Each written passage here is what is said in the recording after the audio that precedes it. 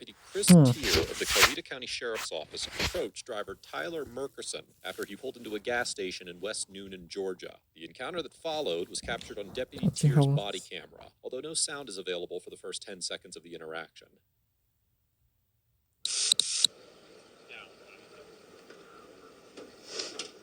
You got your insurance card. You don't have a seatbelt on. So how about this? Let's restart. How about you don't give me a reason to stop you? You ever heard of that before? So wear your seatbelt and you won't get pulled over. It's a very simple task. If you don't wear yours? Absolutely. Did you not just see it on? I had it on in the parking lot. You're exempt. Awesome. Give me your insurance card. I don't have it on me. Oh, that's another one. Right back with you. Yeah, right.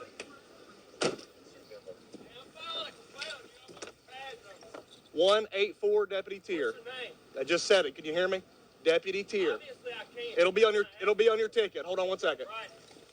Deputy Tier returns to his vehicle to write Mr. Murkison a ticket for a seatbelt violation, even though he began the encounter at a privately owned gas station. According to Section 40-8-76.1 of the Georgia Code, quote, each occupant of the front seat of a passenger vehicle shall, while such passenger vehicle is being operated on a public road, street, or highway of this state, be restrained by a seat safety belt. The citation Deputy Tier issued to Mr. Murkison states that, quote, driver was not wearing a seatbelt as he passed me on Georgia 34, meaning Georgia State Route 34, and that, quote, driver was leaned forward and strap was not across his chest. Similarly, in Deputy Tier's probable cause affidavit, he seatbelts will claimed save that he millions observed of Mr. lives. Murkison not wearing a seatbelt as he was, quote, turning into Crossroads convenience store. However, Mr. Murkison told me in an email that he pulled the seatbelt off as he was turning into the fueling station because he was about to get out and fuel up the truck. Now, although the statute does not require seatbelts to be worn on private property, if Mr. Murkison unbuckled his seatbelt while still on a public highway, a court would likely conclude that he was violating the seatbelt statute, and that Deputy Tier could therefore initiate a traffic stop to address the infraction after he had turned into the parking lot.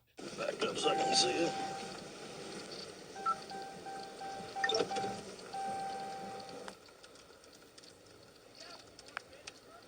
You said what?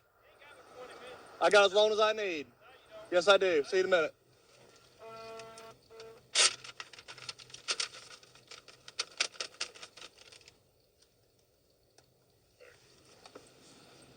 Hey, stay in the truck.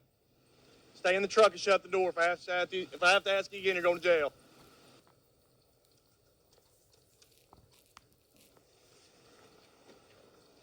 Hey, he's being all. Have him step out and sit on my car.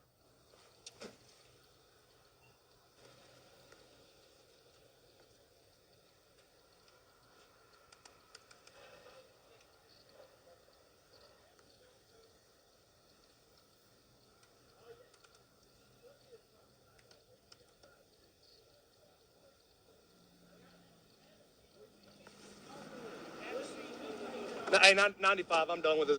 95. You ain't listened since I pulled you over. Go grab. I'm gonna tase him. Put your hands behind your back. Watch out, watch out. I'm gonna tase him. I'm good. I'm good. Real smart. Good.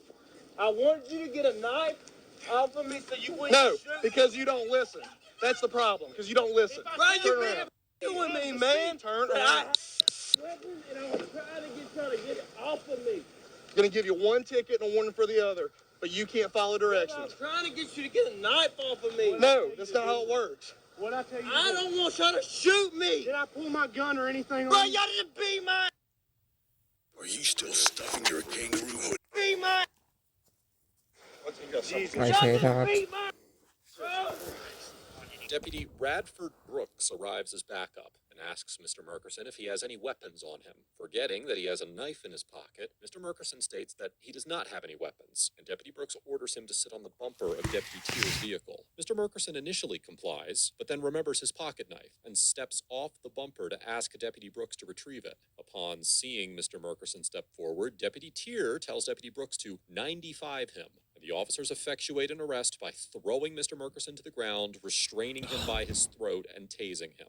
Notably, Deputy Tier stated in his probable cause affidavit that he told Deputy Brooks that Mr. Murkerson was under arrest. Now, although this is arguably true, as he told Deputy Brooks to 95 Mr. Murkerson, he did not use language that Mr. Murkerson would understand to mean he was under arrest. Additionally, Deputy Tier claimed in his affidavit that he ordered Mr. Murkerson to put his hands behind his back, which is clearly contradicted by the body camera footage. Despite this, it is still possible, if not likely, that a court would conclude the officers did not use constitutionally excessive force. In the 2003 case of DeRuthi versus Pastor, the 11th Circuit Court of Appeals, which has jurisdiction over Georgia, reviewed a case where an officer forced a non-resisting individual down to the ground and handcuffed him without a verbal arrest order. The court explained that, quote, some use of force by a police officer when making a custodial arrest is necessary and altogether lawful, and that, now quoting again, the application of de minimis force without more will not support a claim for excessive force in violation of the Fourth Amendment. The court then concluded that the use of force in the case was de minimis, which means too trivial to be considered, holding that, quote, even if the force applied in effecting the arrest was unnecessary, plainly it was not unlawful. In reaching this conclusion, the court reviewed prior cases where it found the amount of force used in making an arrest to be de minimis, including an arrest where an officer grabbed an individual from behind and threw him against a van, and an arrest where officers slammed an individual against a wall. Although the 11th Circuit recognized in the 2017 case of Stevens versus DiGiovanni that, quote, the amount of force used by an officer in seizing and arresting a suspect must be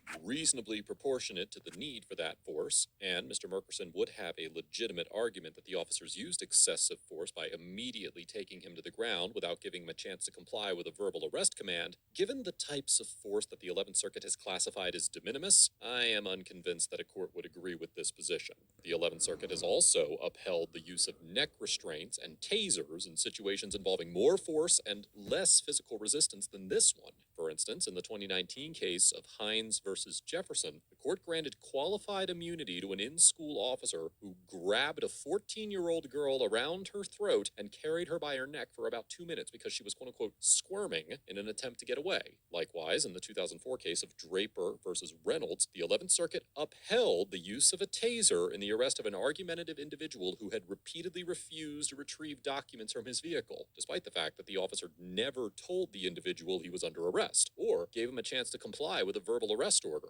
Given this precedent, it seems unlikely that a court would conclude that any of the force used against Mr. Murkerson was unconstitutional, considering the broad discretion the 11th Circuit has given officers to use force to effectuate arrests, and the fact that Mr. Murkerson appeared to at least initially attempt to pull away from the officers, although it is difficult to say precisely what happened from the body camera footage.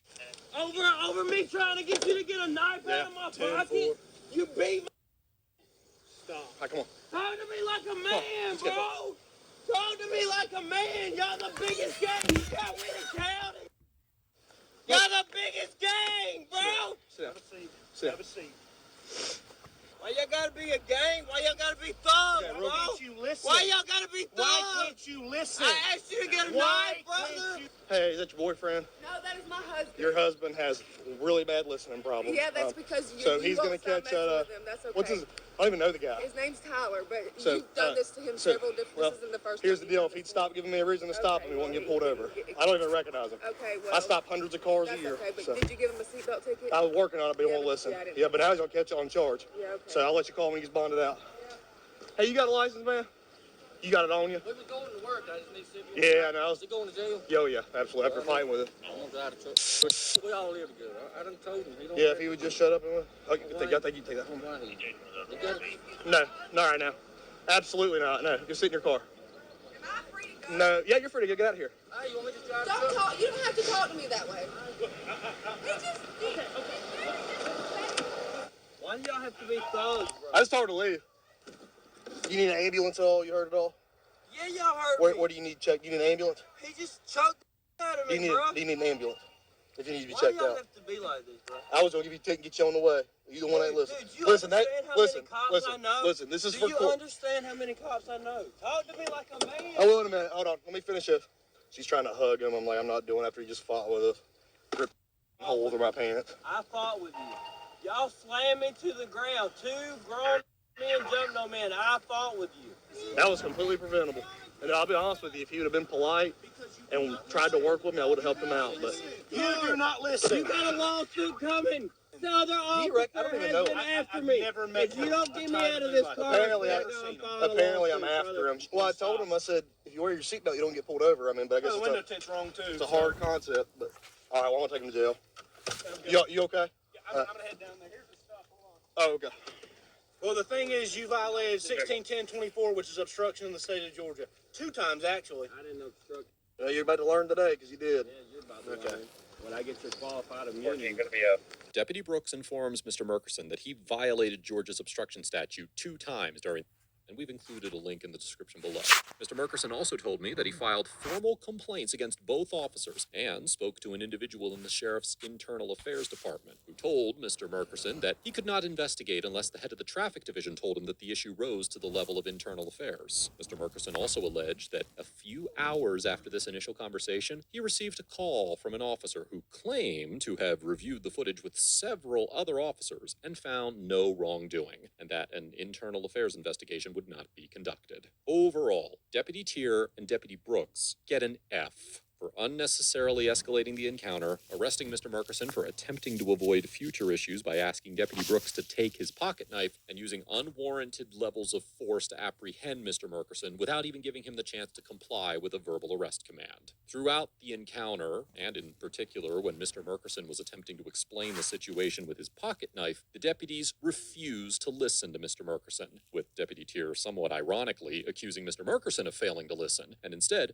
barked orders and threw him to the ground when he was simply trying to make the encounter safer for all parties involved. While it is certainly possible that a court would conclude that the officer's conduct did not violate the Constitution, that does not mean that they performed their duties admirably, professionally, or effectively. And had they taken the time to actually communicate with Mr. Murkison, a better outcome for everyone involved could have been achieved. This encounter demonstrates the immense gap that exists between the constitutional bare minimums and ideal police behaviors, and how excessive force lawsuits often fail to provide justice to individuals who have been subjected to unnecessary police force. Mr. Murkison gets a B+, because although he could have attempted to address the issue with the knife without stepping away from the bumper, and did appear to at least somewhat struggle with the officers during their attempt to arrest him, he took proper action after the fact by fighting the charges against him in court, and taking steps to pursue official complaints against the officers involved. While I understand Mr. Murkison's instinct to pull away from the officers when they grabbed him without announcing what they were doing, it is never advisable to resist officers physically during a police encounter, even in a state such as Georgia that recognizes the right to resist an unlawful arrest, because the right generally does not encompass protections for individuals who mistakenly believe that an arrest is